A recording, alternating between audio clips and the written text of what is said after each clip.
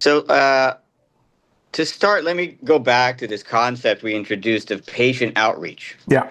This is a term that we're trying to popularize as a container for the common set of steps you need to do to get a patient on the phone, which Understood. RJ went through. It's, the dialing out, connecting, establishing identity, maybe some initial questions, and then usually a handoff to a person or maybe to some other automated process. Yeah. So that we just want to take that sequence of steps and bundle it together as a package. Yeah. And the reason it makes sense to put that together as a package is that this is a recurring piece, a building block that we see in a lot of different applications. So we're just going to specialize in this one piece. Understood.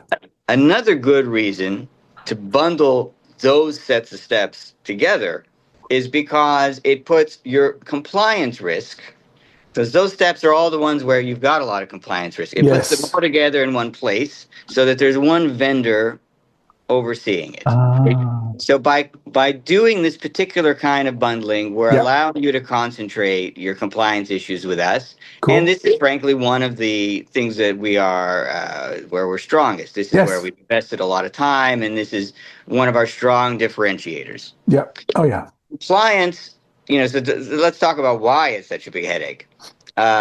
You start with various rules around just outbound calling, as you know, and your audience will well know all the stories, the ins and outs of TCPA and do not call lists and the various shenanigans that happen in and around this, and with call branding and identifying and reputation management. And this is an area your audience is very familiar with. But then on top of that, you've got healthcare specific things, like HIPAA. And then on top of that, we've now got an additional layer of concern about AI when it contacts healthcare. And so many states have passed specific laws just around that combination of things. So you've got 3 overlapping regimes of compliance rules, many of which are tricky to understand and changing and unclear. Yes.